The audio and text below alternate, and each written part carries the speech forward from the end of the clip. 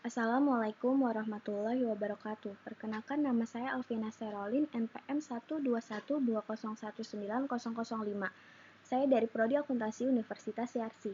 Di sini saya akan menjelaskan data kuesioner atau primer. Data primer adalah data yang diperoleh atau dikumpulkan langsung oleh peneliti dari sumber datanya. Beberapa teknik pengumpulan data primer antara lain observasi, wawancara, dan penyebaran kuesioner. Data kuesioner adalah daftar pernyataan tertulis yang ditunjukkan kepada responden. Jawaban responden atas semua pertanyaan dalam kuesioner kemudian dicatat atau direkam. Kuesioner merupakan metode pengumpulan data yang efisien bila peneliti mengetahui secara pasti data atau informasi apa yang dibutuhkan dan bagaimana variabel yang menyatakan informasi yang dibutuhkan tersebut diukur. Lalu di sini ada uji SPSS untuk data primer. Yang pertama ada statistik deskriptif, yang kedua ada uji kualitas data yang terbagi menjadi uji validitas dan uji reliabilitas. Yang ketiga ada uji asumsi klasik, yang keempat ada uji regresi linear berganda, yang kelima ada uji hipotesis yang terbagi menjadi uji T dan uji F. Yang keenam atau yang terakhir ada uji koefisien determinasi.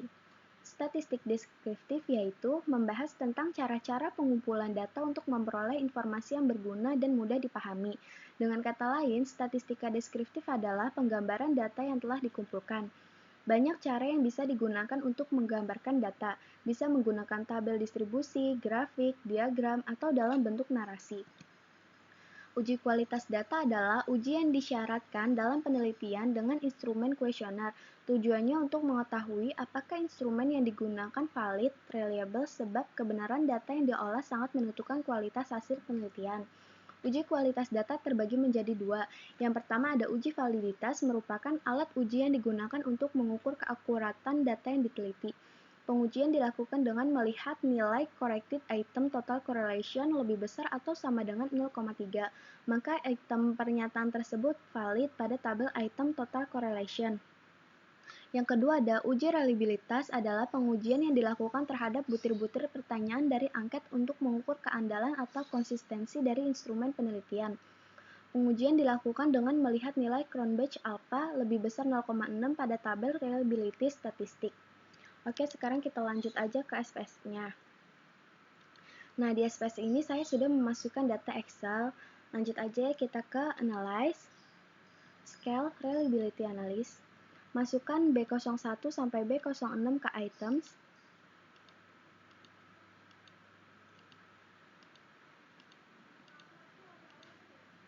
Lalu statistiknya yang descriptive for-nya kita klik yang Scale if item delete, Continue, lalu oke. Nah, ini adalah contoh output dari B01 sampai B06. Lanjut lagi ke datanya, sama seperti tadi kita klik Analyze, Scale, Reliability Analysis, lalu kita keluarkan yang B01 sampai B06, kita ganti dengan M01 sampai M05.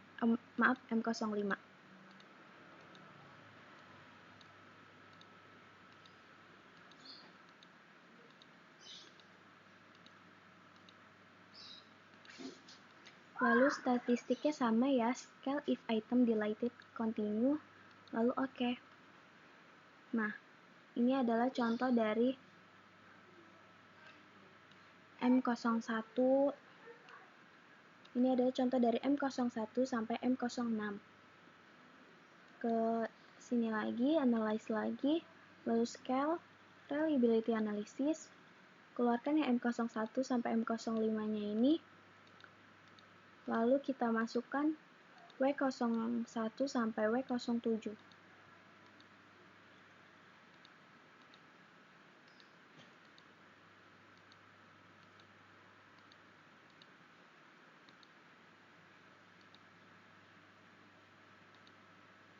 Statistiknya sama ya, Scale if item deleted, Continue, lalu oke. Nah, ini adalah contoh dari W01 sampai W07. Dan ini adalah 3 data, yaitu ini ada B01 sampai B06, ini ada M01 sampai M05, dan yang terakhir ada W01 sampai W07. Nah, untuk interpretasi yang B05, tabel output cash processing summary-nya ini case validnya itu ada 171 orang per 100%. Kenapa 100%? Berarti tidak ada yang mengisi dan ini semua datanya valid ya. Lalu untuk reliability statistiknya, Cronbach alpha-nya ini 0,767, yang berarti pengujiannya ini valid. Kan tadi sudah saya jelasin nih tentang yang di PPT, yaitu pengujian dilakukan dengan melihat nilai Cronbach alpha jika besar dari 0,6 pada tabel reliability statistiknya, maka valid. Nah, untuk yang item total statistiknya, kita ke corrected item total correlation. Yang pertama di sini ada 0,617, 0,616, terus 0,427. Nah, seperti sebelumnya, untuk pengujian uji validitas melihat nilai corrected item total correlation.